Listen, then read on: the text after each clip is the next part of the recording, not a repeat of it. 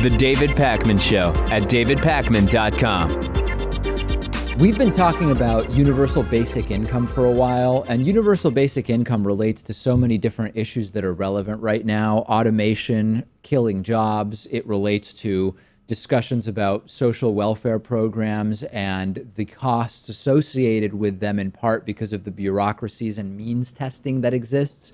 And Mark Zuckerberg, actually both Mark Zuckerberg from Facebook and Bill Gates of Microsoft fame, have been increasingly talking about universal basic income. And during his Harvard commencement speech here just north of the Charles River in Cambridge, Massachusetts, Mark Zuckerberg talked about basic income. And then on the 4th of July, many things happened on the 4th of July, complex things, severe things, as the president likes to say. And one of the things that happened on the 4th of July is that Mark Zuckerberg doubled down on his support of basic income in a post on Facebook, where he talked about going with his wife up to Alaska and noting, well, a couple things are interesting about Alaska and basic income. One is that Alaska has what is really kind of a socialist system insofar as ownership of oil resources, in that everybody in the state who is law abiding. In other words, I think if you're in prison or have been convicted of certain types of crimes, you don't get this. But there's something called the Permanent Dividend Fund, which pays out some of the profits from oil revenues from the state to citizens just because they live in Alaska. And I think, correct me if I'm wrong, I think that's in part credit to Sarah Palin, who's of course the notorious Alaska governor who would criticize socialism left and right, but yet this is a socialist program here. I don't know if it's credited to, I mean, this goes back to 1982. She may have just supported it then. I believe she was supportive of it. Yeah, she was supportive of it, while at the same time criticizing something much less socialistic like the Affordable Care Act. And it's basically a $52 billion rainy day fund made up of oil revenues in case at some point in the future oil becomes less lucrative and they have this amount of money. So you as an Alaska resident, you typically get $1,000 or $2,000 sort of kickback per year. It's not really a basic income for two reasons, right? Number one, it's not the same amount every year. The whole point of a basic income would be you can count on X amount of dollars, and this can vary from $1,000 to $2,000. It's also just not nearly enough money to be considered a basic income, but it is something that in Alaska, not a state known for its left-leaning politics, is welcomed by most people. Sure. And Alaska is a state that is particularly, what am I trying to say? The circumstances in Alaska are such that they are particularly benefiting from some kind of payout from the government, because you have so many incredibly rural areas in Alaska where there are incredibly few jobs. And, you could say, well, people just shouldn't live there to begin with. But given that people do, this is a way to ensure that those communities are in better shape. And yet they're a red state, and Republicans aren't the first people you think about when you talk about support of universal basic income. Yeah. Sometimes over here I have my silver lining cap on. Other times I have my skeptical cap on. I'm going to put on the latter one today because is it possible that maybe Mark Zuckerberg, with his net worth of $62 billion and give or take, Bill Gates with his net worth of $88 billion are just supporting this as a way to give out crumbs to the masses and kind of keep them content because that will maintain their position as the elites? Right. Well, so if you want to go down the sort of Bilderberg Trilateral Commission, Mr. Robot. I just think they may have ulterior motives. Doesn't mean that it's like a conspiracy. No, it's not. It's not a conspiracy. I mean, there is this fundamental idea that if you are very wealthy, if you're part of the elites and you're in power, and you want to do what you can to facilitate staying there, you want money, right? So you benefit from inequality in that you have a lot and very, very many people have much less. But you don't want them to have so little that there will be an uprising and that could maybe interfere with the business that makes you the money or whatever. So what you're saying isn't crazy. Now, because of my familiarity with Mark Zuckerberg and Bill Gates' politics, I think that what you're suggesting would be much more likely in the minds of like a Koch brother, for example, than Zuckerberg or Bill Gates. But you're not thinking in a crazy way, right? I mean, if you are in power and you like that power and the wealth, then you want to grow that but not so much that people rise up against you. And maybe basic income would do that. And that's why maybe in 10, 20 years, you'll see these multinational corporations perhaps supporting universal basic income. Maybe. Because they need people to have enough wealth to buy their products, especially if more and more jobs get replaced by automation. I don't know if that would affect Facebook so much necessarily, because the people that they appeal to are primarily, advertisers. That's how they make their money. You can sign up for Facebook for free, but, a company like Microsoft, people have to buy the computers. Right, but still, the advertisers are going to see Facebook advertising as successful if Facebook users are buying their products. So that demand side idea, it still exists there. Vatican police raided what is being described as a drug-fueled gay sex party at an apartment that belongs to an aide of a key advisor to the current Pope, Pope Francis, according to a new report. Reportedly, Pope Francis is, quote, enraged because the home is inhabited by Francesco Cardinal Caco Palmerio's secretary, and it belongs to the Vatican's Congregation of the Doctrine of Faith, which is the arm that is tasked with tackling sex abuse by clergy. So there's an obvious, I don't know if I would call it an irony. It's sort of a tragic, a tragic irony of sorts. Yeah.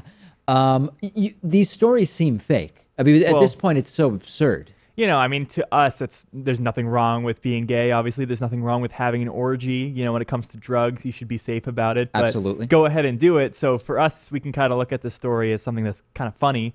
But for them, it's a serious outrage, especially because this is happening on Vatican property. Well, not only that, I think that the hypocrisy is always that this, is our condoms worse than AIDS, right? That's an often used contrast for the Catholic Church, and it's they appear to be mad about this. They're enraged about this, and yet so much rampant child sex abuse continues, and numerous cover-ups that the Catholic Church is involved in. Oh, yeah. It's stunning. I mean, they're dealing with one right now. George Pell, who is the third top-ranking Vatican official, a cardinal over there, has some serious and credible allegations against him being made about sexual assault, and one including rape. So, I mean, I don't want to conflate those two stories. Of course. Yeah, I mean, it's just entirely hypocritical. And what is the punishment for the as yet unnamed aide that is allegedly involved here? They have been given the very, very strict punishment of being sent to a spiritual retreat in a convent in a beautiful part of Italy. Okay, so filled with a bunch of other men. Apparently. Yeah. That'll do it, right? I don't even know what else we can say about this at this point. I mean, we've been covering Catholic Church child sex abuse cover-ups and indifference and proactive maliciousness for years at this point. And are things changing under Pope Francis? I'm not anywhere close to being an insider in the Catholic Church. From things that we've read, it appears as though he cares about it. That's something to begin with. Well, I mean, Pope Francis, when it comes to homosexuality, is a lot more, open to accepting gay people in the church, and he maybe wants it treated just like any other sin, which is still an offensive thing to call it. Yeah. But, no different from lust or greed. And, of course, you can get into the kingdom of heaven, and Christians actually may even have an obligation to to make up for their offenses against gay people. Of course. I mean, that's a step in the right direction, especially from the past popes that we've seen. Your family is Catholic, right? Sure, yeah. Were there, growing up, were there ever unspoken understandings about abuse that you knew to be going on? I don't know if religion played that big of a role in our lives. I mean, we went to church every Sunday. Yep. We weren't Roman Catholics. We were Melkite Catholics, some other little flavor over there. Okay. But, religion was rarely discussed outside of that hour on Sunday mornings. And the happenings of the church, or alleged happenings, that wasn't really a thing. Yeah, I mean, like, the scandal broke when I was so young, too. I think it was around 2006. So it would have probably been just inappropriate to talk with me about it. Fair enough. So yeah, wasn't really mentioned. All right, fair enough. Well, listen, something that United Airlines is probably wishing nobody would be mentioning is the fact that they've had yet another debacle, this time leaving a Hawaii mother holding her son in her lap for more than a 3-hour flight, despite the fact that she paid $1,000 for a seat. Now, I'm going to tell you a piece of information about the son, which I know many of you are probably wondering, but then I'm going to explain to you why this doesn't make this any less outrageous. This was a 2-year-old kid. Now, at 2 years old, you were allowed to plan to have the kid on your lap for the flight, right? You don't have to get a 2-year-old a seat. They can count as a lap child. So the fact that the kid was on the lap, that's not the outrage. The outrage is that the kid had a ticket. In other words, the mother said, I am buying a ticket for my son. It was overbooked. They sold that seat to a standby passenger on the last leg of this flight from apparently from Honolulu to Houston to Boston. And then in order to stay on, they sort of converted the kid's status from having a seat to sitting on the lap. That was a seat that the mom had, and they effectively, had it been a 4-year-old kid, they would have been separating the mother and the child, which of course would have led to the mother getting off. She wasn't going to leave the 4-year-old kid at the airport. Yet more bad news for United Airlines. Yeah, and apparently the mother claims that she didn't want to speak up because of the David Dow incident, the Chinese doctor who was dragged off the plane. Yeah. Now, whether that was actually going on in her head or she's trying to, maybe drag out some more money and attention from this story, we don't really know. But you can see why she would be weary about speaking up. And she said she's just didn't want to get hurt. She didn't want to end up not being on the flight. She was scared. She was worried. So she was like, all right, I guess he's going to sit with me. Unclear at this point whether she's going to be compensated. I mean, certainly if the ticket was given to someone else, she can request a refund through United Airlines and she'll get the original money back. Does she know how to do that? Was she informed about how to do that? It's not clear. She says very, very little was said. Just like, hey, the flight's full. We've sold your kid's seat. He's going to sit on your lap now. With the David Dow incident, it was pretty unclear as to whether the flight was actually overbooked or it something wasn't. else. It was not overbooked. They wanted space to transport other staff to, I believe it was from Chicago to Kentucky or whatever. Which is essentially overbooked because you should have planned that out ahead of time. Right. No doubt about it. Yeah, I mean, with this, it seems pretty unclear as to why someone was sold the same ticket. Like 2 people got the same 24A seat on that plane. That just seems like a mistake. And apparently what they did, and it's pretty depraved, it was full, right? The flight was full. They, as is very common with a flight, you've got a list of standby passengers, people that don't have tickets, but they want to get a ticket.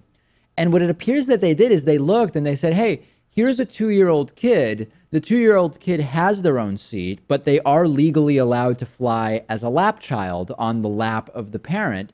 So let's just sell that seat and then tell them that the seat's no longer available. You can't do that if you've got a 30-year-old couple traveling together. Right. A 30-year-old can't be a lap child. But you see a 2-year-old kid, you say, hey, that's a seat we could sell. I mean, maybe I'm being white knight Pat over here now, but I'd like to think that if I was on that plane, I would just stand up. It's Houston to Boston because it was the last leg of that journey. Right. That's maybe, a 3-hour flight. I can stand for that duration of time, doing some good. Well, but you're not allowed to stand on a flight. You can't plan, okay. Well, you can go to the bathroom, right?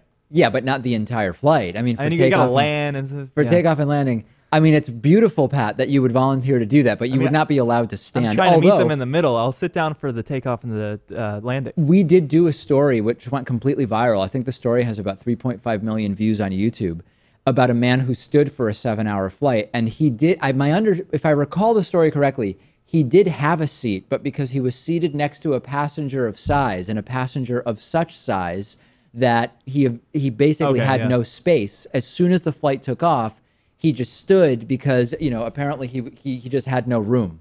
And it was quite a controversy. Airline tickets are so expensive, right? I think this woman paid $1,000 just to get her son a seat. From Honolulu to Boston. We got to get costs down somehow. And if it's standing on a plane for a domestic flight, I'm willing to do that. There are already some patent proposals, I believe, from Airbus, where instead of seats, you would basically have on Boston buses, which now you're becoming familiarized with, Pat, as we were talking about before. Sure.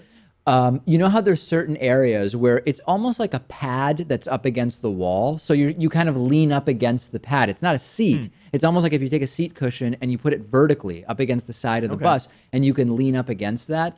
That concept, there have been some patent submissions, I believe it's by Airbus, for basically lining the side of the plane with those. And there's different configurations, but the idea of people standing and you can basically be strapped in vertically or something like that, that would be like cheaper even than economy or something like that. Seems a little silly to me, and people may just sit on the floor at that point. I know. I like the innovation. That's the exact thing that came to mind, which is how do you prevent people from sitting on the floor? I would guess it's because you need to be wearing your strap. Okay. And if you're on the floor, you wouldn't be able to wear it. Around your neck. Yeah. I'll strap in with my neck. I'm sure I'll be fine if it gets turbulent. Yeah, it's bad. It's bad. And part of this is planned misery. Because if the cheapest tickets are too comfortable, why would anyone upgrade, right? Why would you pay an extra $30 to board first? Okay. Why would you upgrade to anything? So Well, you have to make it, from a business perspective, you have to make the sort of cheapest experience just miserable enough that people will say, oh, I will pay more for X, Y, or Z. But I mean, people are willing to pay extra to sit in first class because they're not going to tolerate the masses, and they want a little bit of extra leg room and some comfort and maybe a better in-flight movie. I don't know what goes on in there. I've never been there. Maybe people are also willing to just pay more, even if they're more middle class, just to get a seat. Right, sure. If you're sitting for hours at a time, a lot of people just can't physically do that. Yeah. All right, that's it for today. The David Pakman Show at davidpakman.com.